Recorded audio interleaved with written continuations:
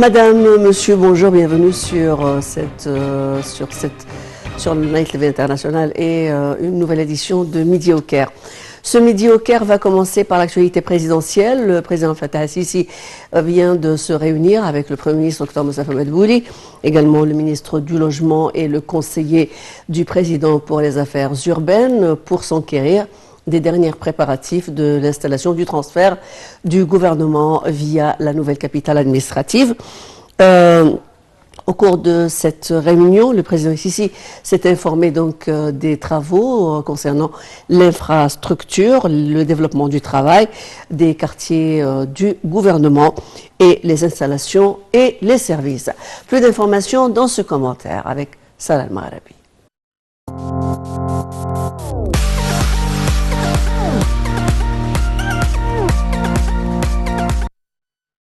Le président Abdel Fattah el-Sisi s'est réuni mardi avec le Premier ministre Dr Moustapha Madbouli, le ministre du Logement, des Services publics et des communautés urbaines Dr Asim El-Gazzar et le conseiller présidentiel pour l'urbanisme Amir Sayed Ahmed. Le porte-parole de la présidence a signalé que la réunion a porté sur le suivi des préparations de déménagement à la nouvelle capitale administrative. Dans ce contexte, le président a été informé de la position exécutive du transfert des ministères et des organismes gouvernementaux dans la nouvelle capitale administrative, notamment en ce qui concerne l'évolution des travaux dans le quartier gouvernemental, y compris ses installations et services. Le chef de l'État a dirigé de prendre compte que les travaux de construction se déroulent selon les calendriers d'exécution prévus, en termes d'engagement, aux normes de qualité les plus élevées, de délai, de taux et de pourcentage de la mise en œuvre sur le terrain. Le ministre du Logement a également présenté la situation du logement pour les salariés dans la nouvelle capitale administrative, surtout en ce qui concerne les démarches administratives requises pour le financement immobilier des unités de logement.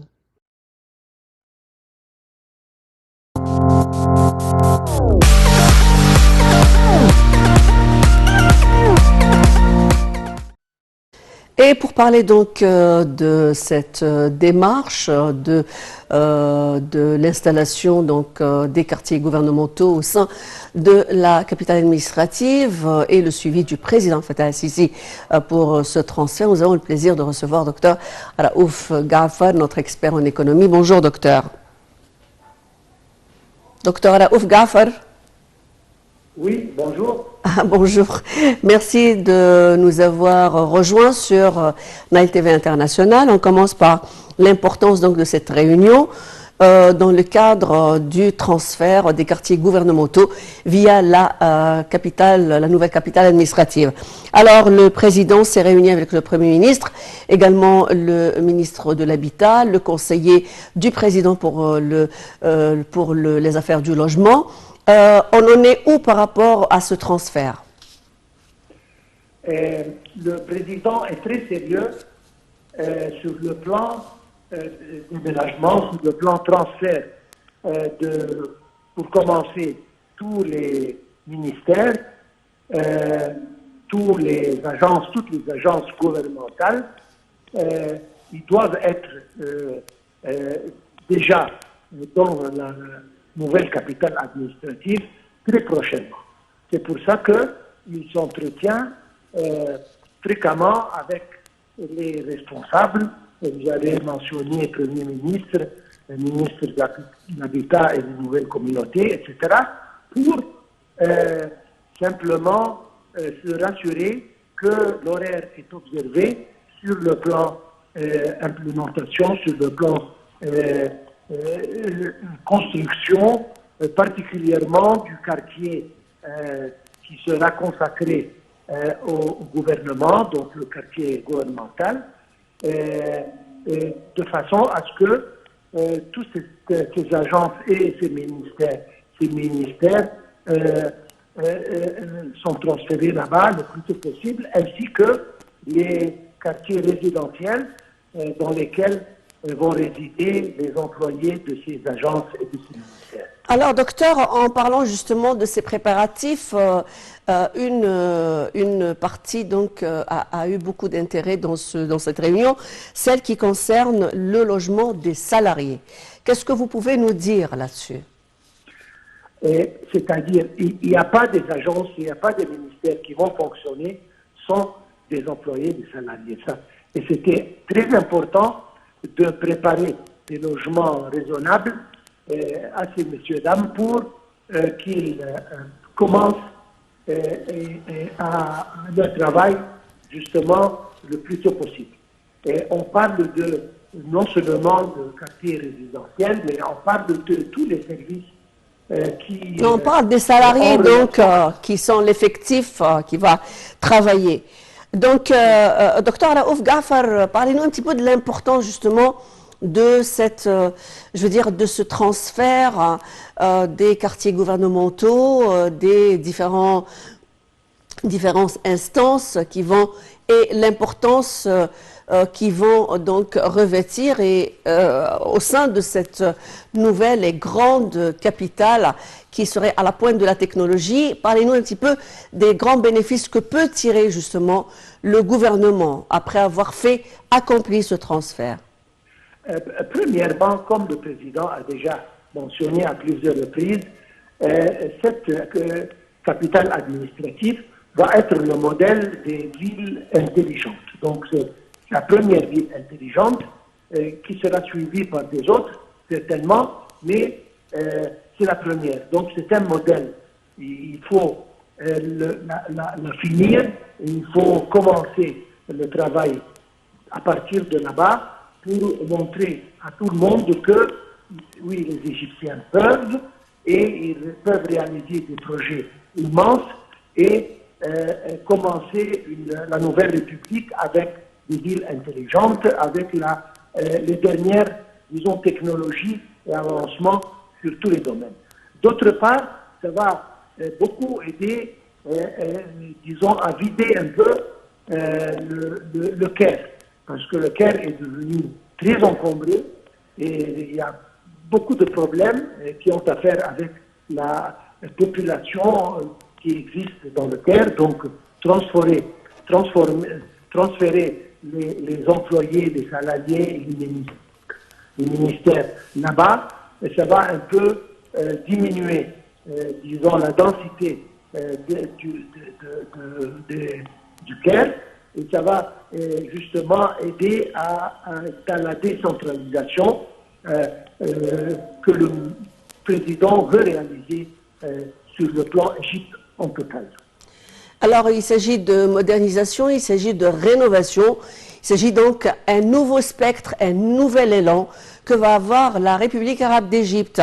Alors, jusqu'à maintenant, quels sont les travaux qui ont été finalisés par rapport à cette question de transfert des instances publiques via la nouvelle capitale administrative?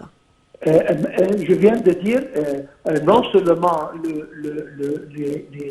les bâtiments concernant les instances et les instances et les agences, etc., mais, comme je viens de dire, préparer les logements pour les salariés et les employés qui vont être transférés, et pas seulement ça, mais la communauté en général, parce que tous les services doivent être là. Il y aura des marchés, il y aura des écoles, il y aura des mosquées, il y aura des églises, il y a tout ce qu'il faut pour commencer une vie moderne pour ces gens doit être fait.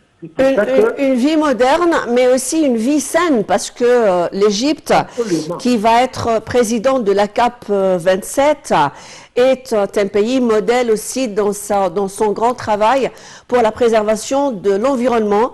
Et je pense que les villes intelligentes vont suivre à la lettre ce modèle, n'est-ce pas, docteur Raouf Gafar? Tout à fait.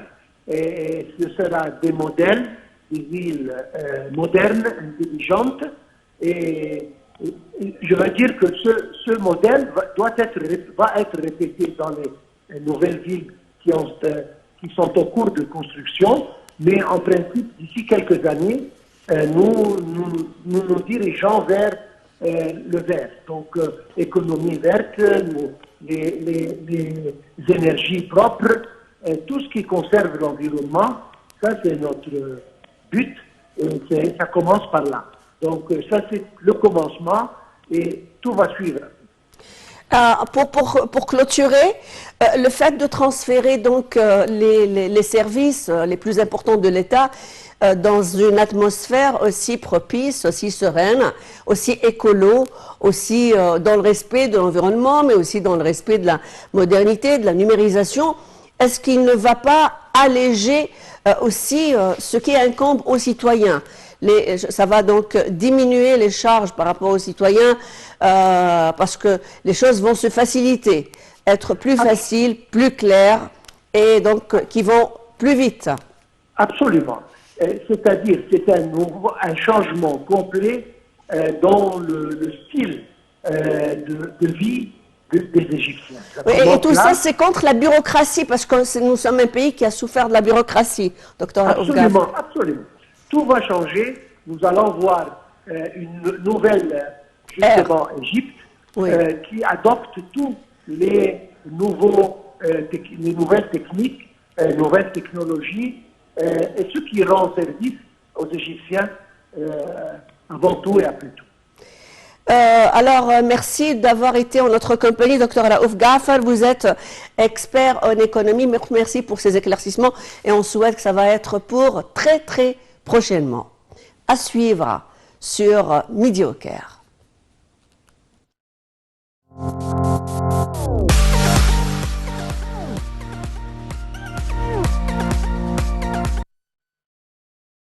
Tiède et pluvieux en hiver est une phrase que le connaissait par cœur dans le livre de géographie. Il s'agissait des caractéristiques du climat en Égypte. Eh bien, ces caractéristiques ont sans doute changé.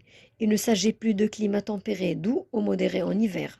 Le climat a changé et le curriculum le doit aussi. Raison pour laquelle l'organisme météorologique a décidé d'élaborer une étude pour examiner les changements qui ont eu lieu dans le climat ces dernières années. Selon le président du Centre des prévisions et de mise en garde au sein de l'organisme météorologique Dr Mohamed Chahine, un changement dans le climat en Égypte est sans doute survenu tout au long des dernières années. Les changements climatiques sont pointés du doigt. Si l'on comprend que le réchauffement climatique augmente la sévérité des vagues de chaleur, il faut être conscient qu'un lien existe aussi avec les vagues de froid. Pour un certain nombre de climats subtropes, les vagues de froid constituent une occasion de remettre en cause le réchauffement climatique. Pourtant, de plus en plus d'études montrent un lien clair entre réchauffement climatique et perturbations atmosphériques susceptibles de renforcer les vagues de froid. Il semble qu'il s'agirait d'étés de plus en plus chauds et d'hivers de plus en plus froids.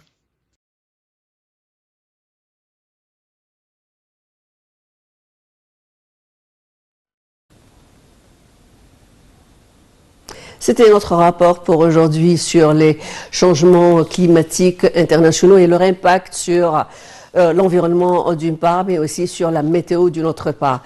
Alors, je veux simplement dire que finalement, nous allons abriter une des conférences les plus importantes sur le plan universel. C'est la CAP 27 qui sera présidée par notre ministre des Affaires étrangères, Sameh Choukri. Ça va être pour le mois de novembre 2022. Merci d'avoir été nombreux à nous suivre sur Night TV International, sur ce Midi au Caire. Je vous souhaite de passer une excellente continuité à suivre. Une nouvelle édition. L'actualité continue sur Night TV.